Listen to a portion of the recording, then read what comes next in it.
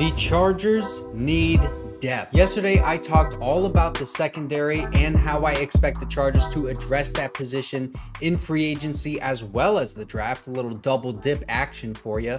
But I also expect the Chargers to address these three specific positions in free agency. And I'm going to point out to you guys a couple of sneaky free agent acquisitions that I think the Chargers are going to go for. And I'm going to be very realistic with the guys that I'm picking here in this video. And I think Joe Hortiz is going to sign a couple of these guys that I mentioned, if I got it correctly. I also want to mention the PS5 giveaway that I'm doing. All you have to do is click on my sign up link in the description, create an Underdog account, and use my promo code McLane, that's MACLANE, and deposit at least $10. But you can deposit up to $100 and it will be matched. You don't need to spend any of it or make any plays if you don't want to, but you do have to deposit at least $10 in order to be entered into the giveaway. This helps support me so much. I'm so appreciative if you used my code, and I cannot wait to give one of you guys this PS5. Now, the first thing that I want to talk about is offensive line, and I actually don't expect them to make any big moves here in free agency. I know a lot of people like the Michael Onwenu connection, and I do too, because he went to Michigan with Jim Harbaugh, and he has been a pretty solid offensive lineman in the NFL with that versatility to play guard and tackle. And also, very rarely do you have a guy that can play both of those positions pretty well, but he actually does. It's funny because he's actually played better at right tackle this past season than he did at right guard. And we often say that is the tougher position on the offensive line. But here's the thing, if you signed him, you could let Trey Pipkins battle with Jamari Sawyer for playing time, and whoever isn't as good, you just insert Michael Onwenu at either right guard or right tackle. He's only 26 years old on top of that, so he would, in theory, be a home run signing. But when you look at the guard market right now, it's changing, and these interior offensive linemen, they're starting to get paid more and more money than they were previously. Look at Kevin Dotson. He's coming off a really good year where he graded as the 7th best offensive lineman by PFF, and he was a really good run blocker, but not as good of a pass blocker as Michael Onwenu. He actually graded out better than he did in pass blocking as a tackle, which is tougher to play in pass protection, and he is also 1 year younger. And Kevin Dotson, he's getting $16 million a year, which makes him tied for the 6th highest paid at his position. Michael Onwenu is a better pass protector, a year younger, has that guard tackle flexibility. So it wouldn't surprise me to see Michael Onwenu get closer to that Kevin Dotson number than what PFF has him projected to get at $14.5 million a year. And PFF projected this before the Kevin Dotson contract and also before the Ezra Cleveland contract, because he just got re-signed with the Jaguars for 3 years, $9.5 million a year, man, for Ezra Cleveland. He was nowhere near as good as Kevin Dotson and Michael Onwenu were last year. So the fact that he is getting this kind of money, that's great news for Michael Onwenu, because now I think he might get paid closer to $15.5 million a season. And if the Chargers trade Khalil Mack, they cut, trade, or restructure Joey Bosa, and they either trade or cut Mike Williams, we're going to be looking at $33 million or more in cap space. It would be closer to $40 million, I think, if the Chargers do decide to get rid of Joey Bosa, but I have them restructuring him, so I'm going to go with this $33 million in cap space number. They'd be spending almost half of that available cap space on Michael Onwenu, a guard, and then the other half, it would have to go to some really, really low price free agents, and then you got to pay the draft class, man. So they just simply cannot do that unless, obviously, you do cut or trade Joey Bosa, which I don't think that's as likely as restructuring him. But again, you don't want to spend that kind of money on a guard. Even if you do have $40 million in cap space, there's just too many other spots on this team that we're going to talk about that need to be addressed. And also, don't worry about not signing Michael Onwenu, because there's going to be a lot of really good centers and guards in this year's draft class. Expect the Chargers to draft maybe even 2 of those guys, but also there are some nice under-the-radar signings in the interior offensive line in free agency this year. They could go for some of those guys as well. If Jim Harbaugh wants to beef this team up in free agency, I expect him to do it on the defensive side of the ball, because there's not nearly as many good interior defensive linemen in the draft as there are on the offensive side. And also, Jesse Minter's scheme doesn't really call for interior defensive linemen to get a bunch of pass rush as much as some other defenses do, and that's primarily because of his schemed up pressures that he calls for linebackers, cornerbacks, and edge players to move around a lot and cause confusion for the offensive line. On pass rush downs, the interior defensive linemen are basically just trying to maintain their pass rush lane so that the quarterback can't scramble away. But occasionally, an interior defensive lineman will be called upon to do a stunt move where basically they crash and take on two offensive linemen in order to free up one of their teammates. So with that in mind, the lack of pass rush priority along this defensive line, I expect them to go after one of these run-stuffing defensive tackles. So look for a guy like A'Shawn Robinson. He's 29 years old, projected to get $6 million a year from PFF.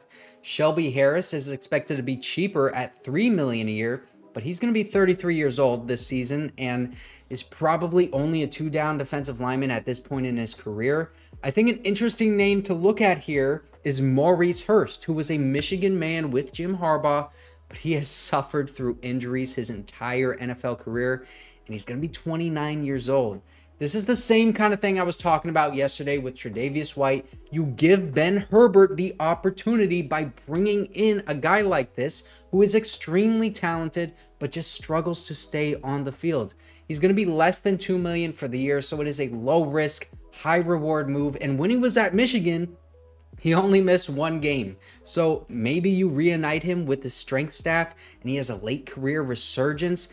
He was the 8th best run-stopping defensive lineman last year and the 23rd best pass-rushing defensive lineman last year. So he's a 3-down defensive lineman that provides value in both areas. And if he can stay healthy, this would be a huge signing and not only a depth piece, but somebody that your defense feeds off of, because he's one of those guys that is just injured so often that people forget how freaking good he is when he is actually playing. And for $2 million a year, I am reuniting him with Jim Harbaugh and Ben Herbert, and I'm hoping that he can play, I don't know, at least 10 games, because for $2 million, if you're getting a defensive lineman that can produce like that for 10 games, that is a deal. Now, the last guy I love, but I think he's probably going to be too expensive, is Grover Stewart. He's a 30-year-old that is expected to get $11 million a year, but this guy is one of the best in the NFL at stopping the run. He was the 6th best last year, but you got to keep in mind, you would be spending $11 million on a one-dimensional defensive lineman, even though that's really all you kind of want. You just want a run stuffer,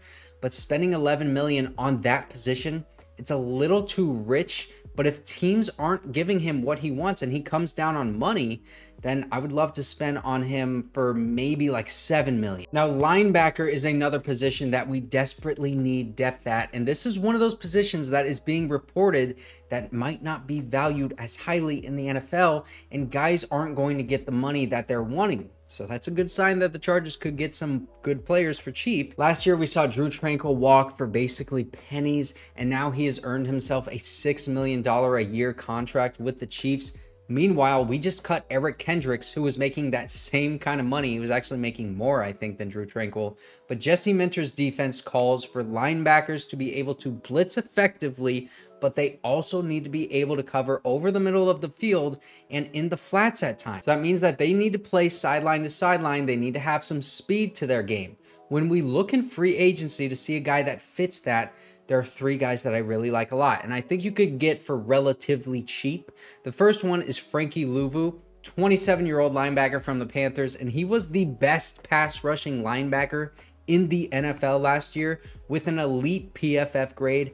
And coincidentally, the guy right underneath him was Drew Tranquill. But Frankie Luvu can also play the run effectively with 62 run stops since 2022, which is good for 12th in the NFL among linebackers. When it comes to coverage, he's not the best, but he ranks 32nd in the NFL in that category. And for comparison's sake, Drew Tranquill was 27th. PFF projects Frankie Luvu to get $10 million a year, but Drew Tranquill, man, he's just as good as him, and he's making $6 million a year. So we're going to see how this linebacker market plays out. But man, big miss by Tom Telesco, in my opinion, to not lock up Drew Tranquill, because we're feeling it now without him. And also, I like Blake Cashman a lot. He had a breakout year in Houston. He's the 14th best coverage linebacker in the NFL, while also being the 21st best pass rusher. And for comparison's sake, again, he is better than Patrick Queen in both of those categories. So this is a guy you could get for a lot cheaper who does even more than Patrick Queen does, because he is top 15 in missed tackles for linebackers. That means he's got the least, he's top 15 least missed tackles for linebackers, not the most. And he plays the run much better because he was actually 9th best in the NFL in run defense for linebackers. This is my favorite sleeper pick right here, especially considering he's expected to get $4.25 million a year from PFF. And they're also expecting Frankie Luvu to get $10 million a year, so he might even go for cheaper than $4 million. He's gonna be 28 years old, so he could be a 2 to 3 year starter for this team. He does everything at a top 15 linebacker level, which is exactly what you want when you have a huge hole at that position. I also like Jerome Baker because of his coverage ability, but he's just such a bad run defender that I just can't buy in on him unless it's for something under like $2 million a year. But it wouldn't surprise me to see them target Jerome Baker just because of that coverage ability, and they could bring him in as a depth linebacker, someone that you just put on the field in a third down situation when you know the offense is going to pass the ball. Now lastly, we need a tight end, and with the money that is going to tight ends right now, with Hunter Henry, Dalton Schultz, and Jonnu Smith being signed, I just don't see the Chargers going after a big tight end in free agency like Noah Fant, which is a guy that I did want. Instead, look for smaller names like Colby Parkinson from the Seahawks. I think he'd be a good fit for Greg Roman with that blocking ability. Also, Austin Hooper would be a nice fit. I think they'd both go for around like $5 million a year, but we just need a tight end, man. And I think they have to address this position before the draft in order to not really pigeonhole themselves into taking one of those guys or even multiple in the draft. I also see them doing the same thing with running backs. Instead of the big name running backs, look for the value adds in free agency, and then also look at the guys in the draft. I think in free agency, they're going to get at least one running back. So Zack Moss is a guy that I like a lot. I already talked about him. He's got that connection to the coaching staff. I also like J.K. Dobbins and A.J. Dillon as guys that are low money, high potential signings, just guys to get in your backfield by committee. None of these guys are going to be workhorses, and I'm pretty confident that they're not going to spend big money on a running back. So don't really get your hopes up on like Saquon or Derrick Henry or Josh Jacobs, even though it would be great to have them. I just don't think that's how this team wants to allocate their cap space. Make sure to enter the PS5 giveaway if you haven't already. And if you didn't see my video yesterday, I talked all about the secondary.